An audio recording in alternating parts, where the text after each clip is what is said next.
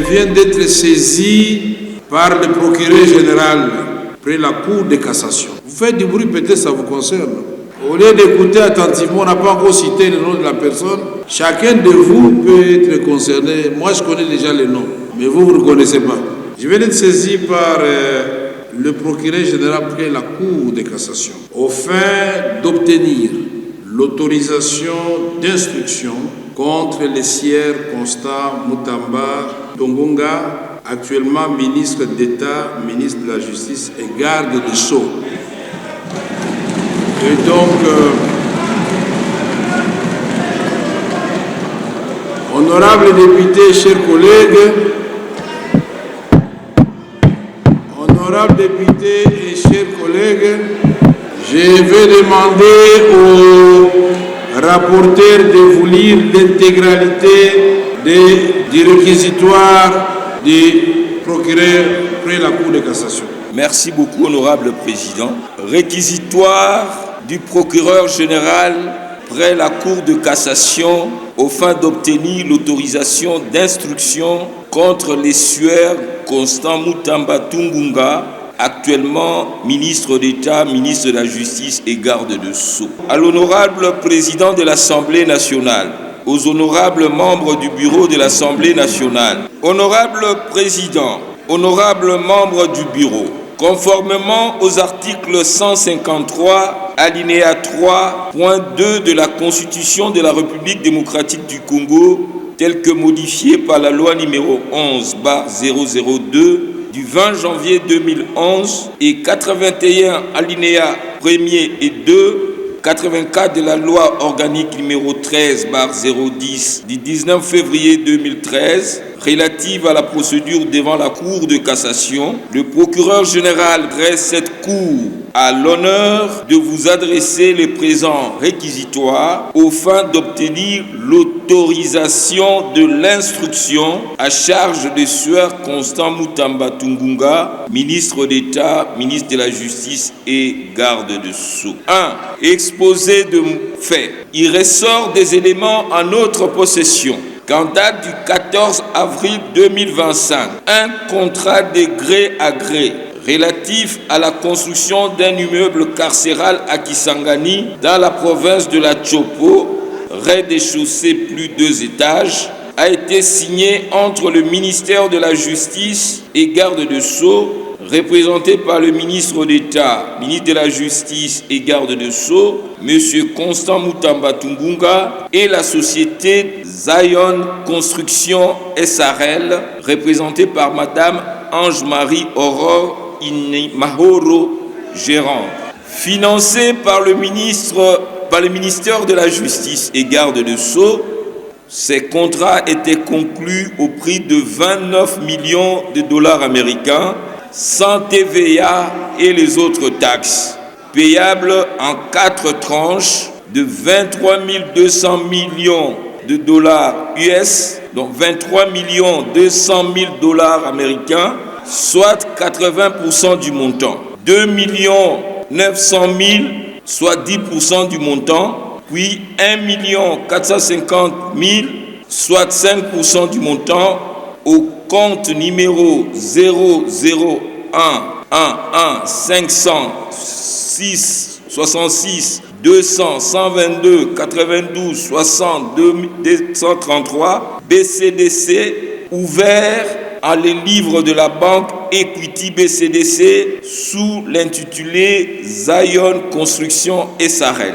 En date du 15 avril 2025, la société Zion Construction a ouvert le compte numéro 25 101-011 45 17 5001-47 en dollars en les livres de la Robank sous l'intitulé Zion Construction SARL. Un jour après l'ouverture de ces comptes, soit le 16 avril 2025, un virement de l'ordre de 19 900 000 dollars américains y a été effectué sur ordre du ministre d'État, ministre de la Justice et garde de Sceaux préqualifié au titre de lancement de travaux de construction du dit établissement pénitentiaire.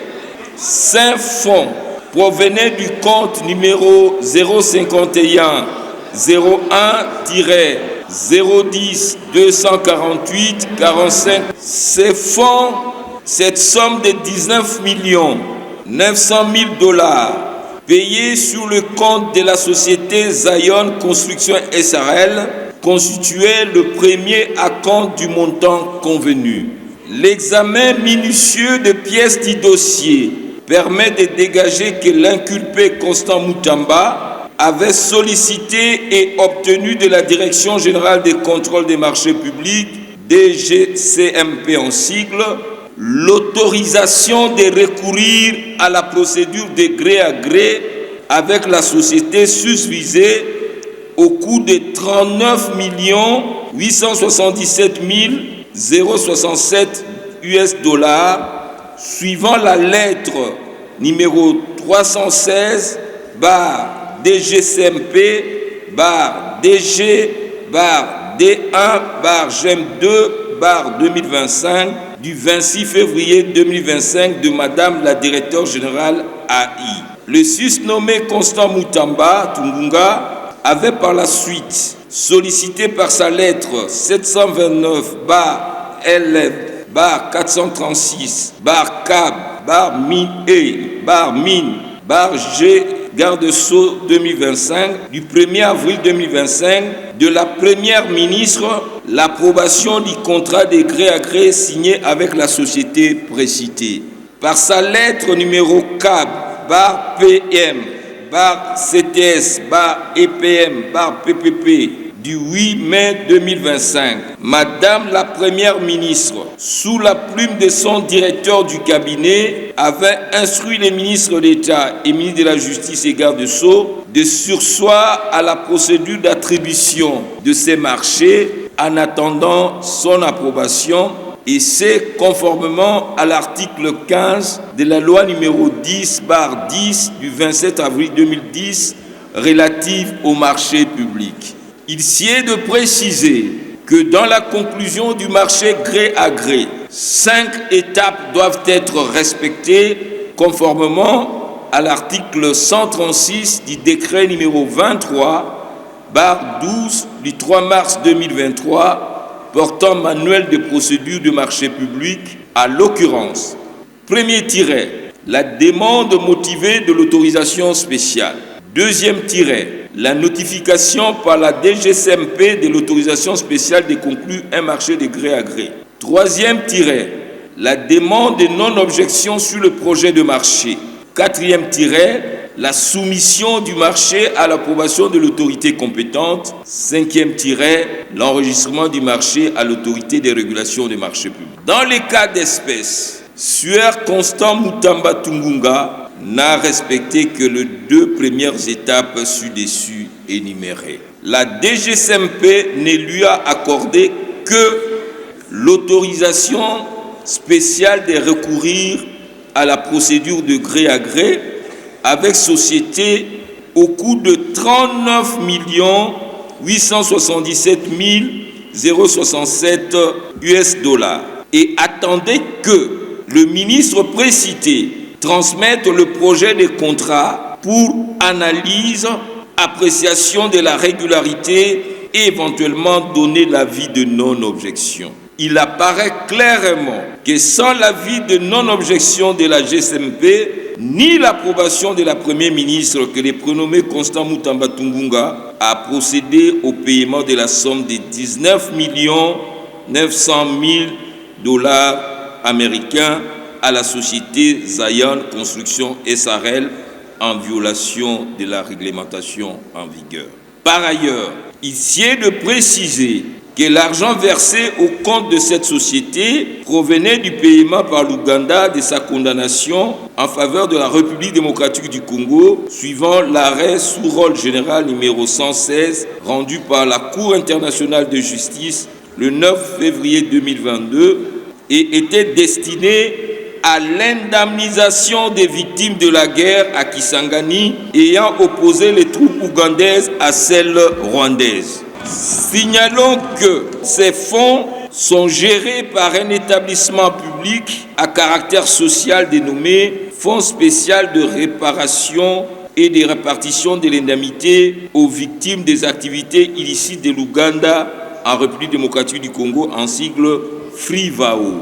Il y a lieu de noter également que la société Zion Construction SARL n'a été enregistrée au guichet unique de création d'entreprise que le 29 mars 2024 sous le numéro KNG-24-B-01254 avec un capital social de $5 000 américains. Cette société n'a ni personnel administratif, ni personnel qualifié et n'a qu'un seul associé actif déclaré à la Direction générale des impôts.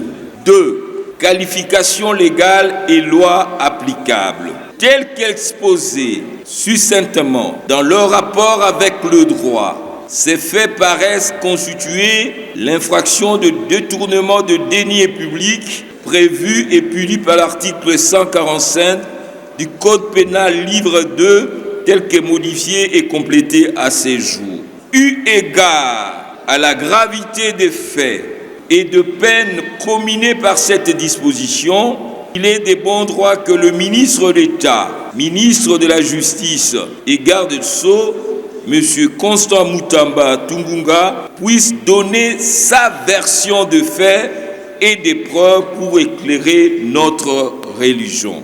Par ces motifs qui plaisent au bureau de l'Assemblée nationale d'autoriser l'instruction à charge du ministre d'État préqualifié pour détournement des deniers publics et lui permettre ainsi de présenter ses moyens de défense. Signé Firmin Vondé Mambou, procureur général près la Cour de cassation. Je vous remercie.